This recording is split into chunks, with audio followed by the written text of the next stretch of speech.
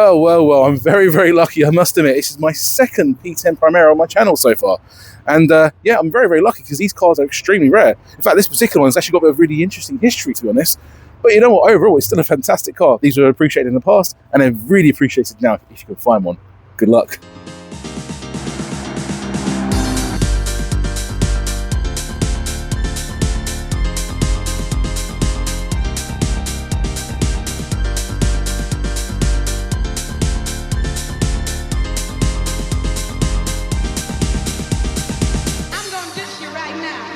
P10 Primera, as you probably know by now, replaced the wonderful Nissan Bluebird in 1990, and itself was facelifted with a Series 2 update in 1993. Didn't really give it much of an update in that respect. It was just a few tech upgrades, and I believe the catalytic converter was added and the carburetor model was discontinued. And then it had its first really noticeable update as a Series 2 in 1995. But anyway, this particular one here is a very, very early example of one. And actually, it's got a bit of history towards it. I actually know the full story about this particular model. Total, there's only about 8 of these left on the road these days, and 7 of them are all sawn from what I last seen. Although it can change a little bit. I know that one of these actually did win. The exact same version of this car won the Retmobile of the Year at the Festival of Exceptional in 2022. So I know they're still around, don't get me wrong, but this particular model, the GS Auto, the 2-litre, is very, very rare. Now, the original range of the P10 Primeras, it did start off with a bottom end L, which had pretty much nothing on it. I think even the paint was eliminated. But yeah, good luck finding one of those. They're almost non-existent these days. I think one still exists. Then you had the LS, the LSX, the GS, the GSX, which is essentially the top of the range for the non-sporting models, and then the EZX. Now, there's a Series 2 update in 1993. Things changed a little bit. It's mostly the top end models that changed, to be honest. So the GS became the SL, and the GSX became the SLX. The EGT was also replacing the EZX. So it was just a few model changes and obviously a few tech-up changes, but in terms of design and everything like that, it all remained the same. And by the time you got to the 1995 final Series 2 update, quite a few things changed, and you also had the addition of the wonderful special edition SRI model, which I've reviewed on the channel already. This particular car has quite a lot of history, to be honest. Now, it obviously started off brand new in 1991. It was bought by a gentleman from Shrewsbury, and actually had it for 10 years. And I'm not sure if it was a retirement car or if it was a company car, but it looks like it was actually a retirement car, if I'll be completely honest with you. And he loved it. He owned it for 10 years, and unfortunately he passed away in 2001, and it was passed over to his daughter. And so the daughter had it in honour of her father from 2001 right up until 2025. Now, prior to her selling this vehicle, my friend Jude is a very, very good car spotter, one of the best car spotters actually out there. And he spotted this vehicle around 2022, 2023. He actually spoke to the owner, they had a good rapport. And so when it came to selling time in 2025, inevitably, she sold it to him. And so he had this car in early 2025, and I must admit, I was a little bit envious because I really wanted this car. But eventually, he then sold it over, and now it's with its current owner. But yeah, this is a fantastic car, and like I said, it's got a traceable history. Spent almost all its life in Shrewsbury in Essex. But there's a lot about this car to unpack. Now, don't get me wrong, there was exactly the same car to this. I did win the Festival of Exceptional in 2022 as the Retmobile of the Year. But that was slightly different, very slightly. For a start, the condition was probably a little bit better than this. It's got a few foibles here and there, but it's mostly age-related. And that did actually have fog lights. This one doesn't. And this has coach lines going straight from the front of the car right to the back of the car, whereas that one didn't. But nonetheless, these P10 Primeras were they were trying to compete with the Mondeos, and they were very successful in being a good car. They just weren't very successful in being the best-selling car of its range. It didn't really help that at the time when this car was released, Nissan itself as a brand was massively entangled in a huge court case with its previous distributor in the early 1990s, so it hampered sales of cars like this. Nonetheless, this at its time was a revelation, and if you go back to 1991, there wasn't really anything to compete it with. Maybe the Peugeot 405, but even then this was better, and this had the solidity and the reliability which that Peugeot just lacked. So, good car, a very good car overall. But nonetheless, to this particular model, it comes with a 2-litre engine. Now, it's disputed as what the power output is because it's an automatic. I'm strongly of the belief that it's a 127 brake horsepower engine, but I also know people like Joseph Lloyd would argue that it was 113. Horse, of course, it really depends what you think it is. To me, it feels like a 127 brake horsepower, though. It just has the nippiness and the power and the pep for it. And that actually brings one to the way it drives. Now, we'll cover that fully a bit later, but this way this drive is impeccable. It's really, really amazing, and it could really teach modern day cars a thing or two about driving. I really like this car, and it's fantastic. It's a shame you don't get cars like this, especially Nissan. Nissan, please make cars like this nowadays. What's happened? I object to it existing. It shouldn't exist. I loathe it. On the motorway, you see them with their stupid, like, double bug eyes. Smug little bug. If I see one, I'm mad. I can't help myself, and it's cruel, and I'm sorry if you're in one, but I do. I see them. I hate it. Because I was driving along with him the other day. Now, I've already covered the styling of the P10 Primera in my SRI video, and there's not really much different about this one. Now, don't get me wrong, it is a pre-facelift, so I will highlight some of the differences here, but essentially, it's still a beautiful car. Let's start with the main difference here. For me, the grille. Now, I know the SRI that I had was in Series 3, and therefore it had the nostril effect chrome embellishments on the grille. That looks okay, but I prefer this one. It's more simple. I actually do prefer it. It's more slatted, and it doesn't look so nostriled. In fact, it looks smoother. It's designed to look as European and as pretty much as generic as possible. I think that's aged really well. And I do like a good black rubbish strip me, and this obviously has it, because why not? But this particular model, being the UK model, doesn't come with indicators. But I actually kind of prefer the clear indicators. I don't even mind the fact it doesn't come with fog lights. I think it looks very nice. Now, this again being a product of its time, comes with plastic wheel trims. And I don't mind the plastic wheel trims. I wouldn't necessarily want it on a new car, this particular style anyway, but it suits this particular car because it's a product of the early 90s. Apart from that, there's not really much of a difference between this and the SRI. Yes, the SRI had a side skirt and had a bit more trim on it because it was a sporty model, but it is the same car essentially, so I don't need to cover the styling too extensively in this one. What I do like in this one, obviously you've got the huge gingercated side repeaters on the side, and also this particular model came with these sort of door protector side repeaters, reflectors. I don't know what they call it. Please correct me in the comments as to what it's called. But they come with these, very much a period piece that we see in modern day cars. Apart from that, it's a standard car, and I like the styling of it. Now, if I bring cameraman Dylan to the back of the car, the styling, which I love of this particular car, just continues. This is the pre-facelift, so it comes with a wonderful gingercated tail lights. I love that. And this particular model has actually got a really interesting number plate because it actually shows the model designation on the number plate as well. Don't understand why it's done that. It's obviously an aftermarket thing, but I like it. It's aged very well because it's a very well proportioned car. You see it even more so with a box standard P10 Primera. This is a very well designed car, and I don't think Nissan realised just how timeless their design was going to be. I like it. I think it's a fantastic design. For me, it scores top marks in terms of design. One of my favourite design cars in the 1990s, believe it or not.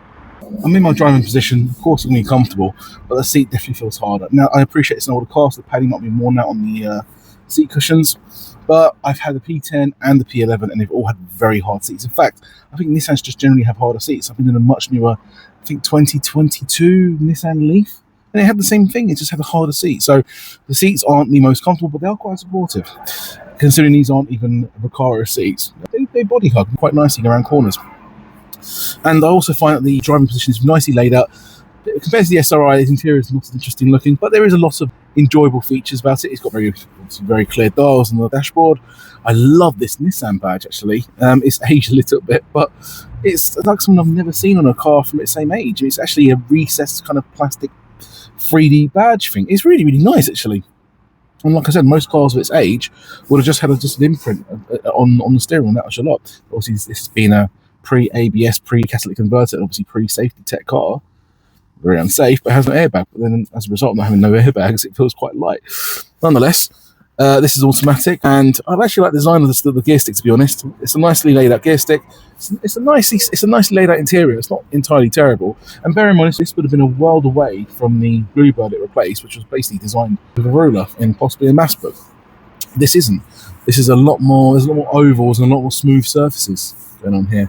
And I think something that Matt Richardson from the Furious Driving channel would like is right there. A tea tray, fairly decent size actually, with a little compartment there to separate your teas and your biscuits. So yeah, got a nice little tea tray there. The original stereo had to go because it was awful. It worked, but you couldn't actually see what any of the buses were doing, and it didn't generate any audio at all. You had to put it on full blast, and you barely got any sound. So I've had to adorn it with this aftermarket stereo, but I do actually have Bluetooth now, thank goodness. And the speakers were also replaced just because when you did actually get some audio on the previous system, it sounded like you were listening to a bowl of Rice Krispies. Design-wise, it's not bad. It's a bit grey and a bit dull looking in that respect because most cars in the 1990s were a little bit more colourful than this. Even the Toyota Carina E that I've got has just got a bit more colour, and that's quite a sombre interior as well.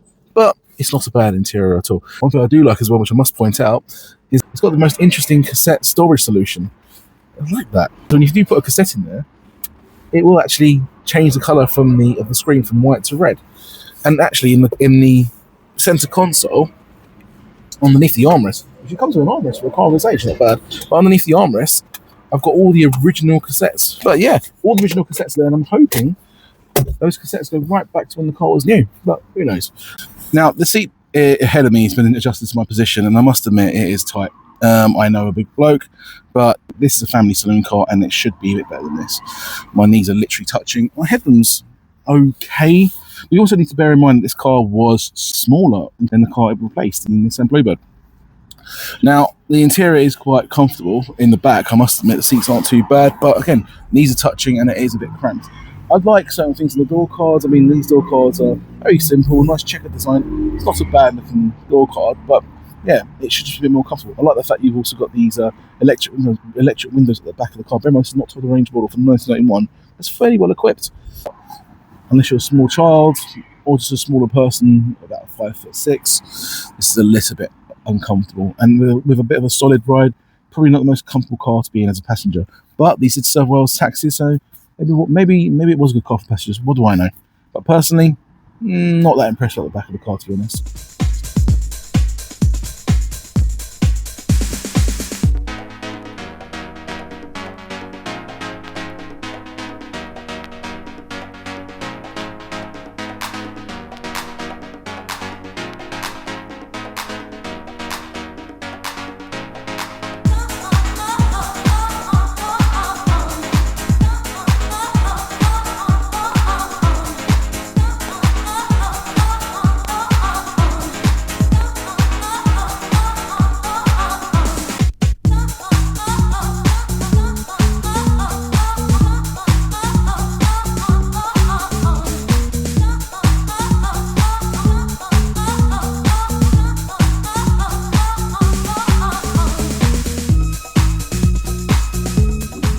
Now, the P10 Primera was always designed to be a world away from the car it replaced, the Nissan Bluebird, and you really feel that in the way this drives. I mean, it's so much more, better handling for a start. The chassis is so fluid and dynamic. It really is a point and squirt kind of car.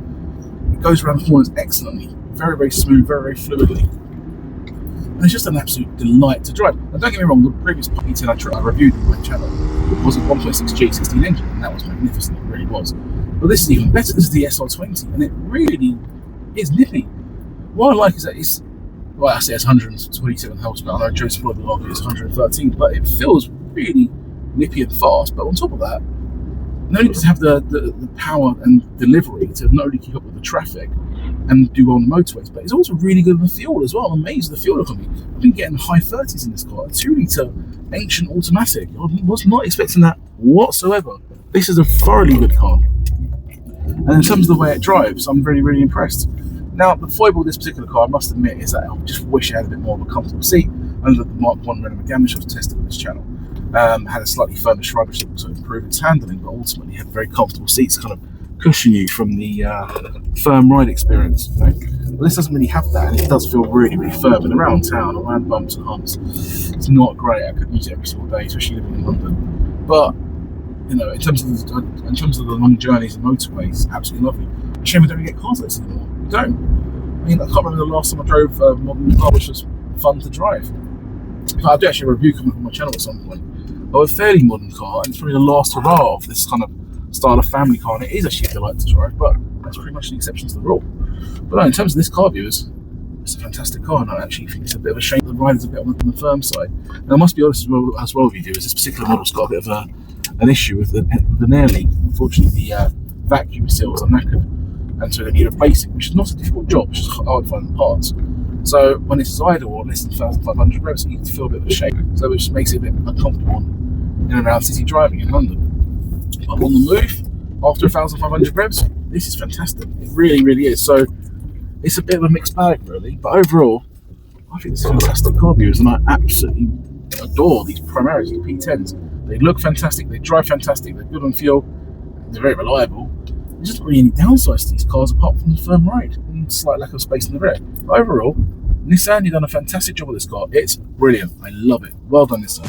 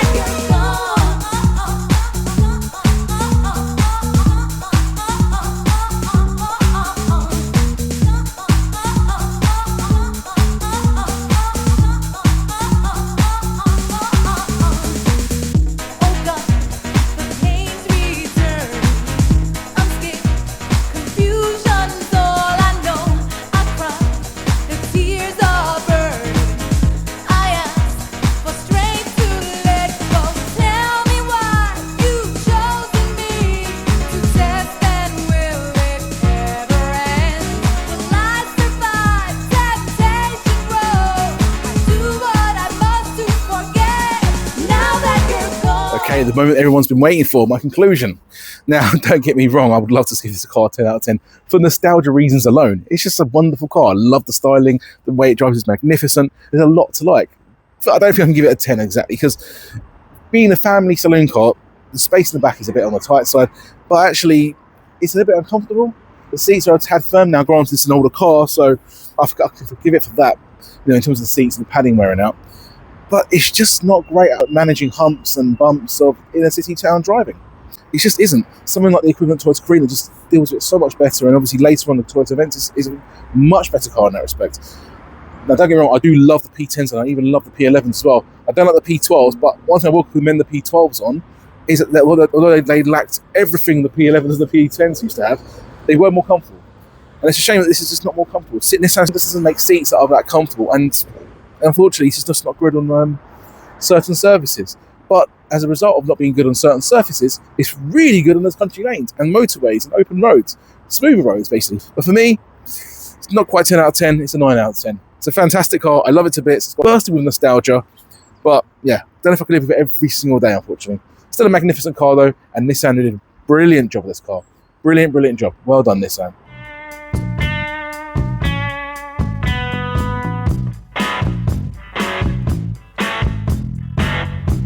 Apart from the fact the SR was had a bit more sportier trim.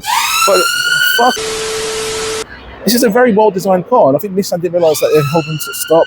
Fuck, centre console underneath the armrest. If it comes with an armrest for a car of this age, not bad. But underneath the armrest, I've got all the original cassettes from the previous owner.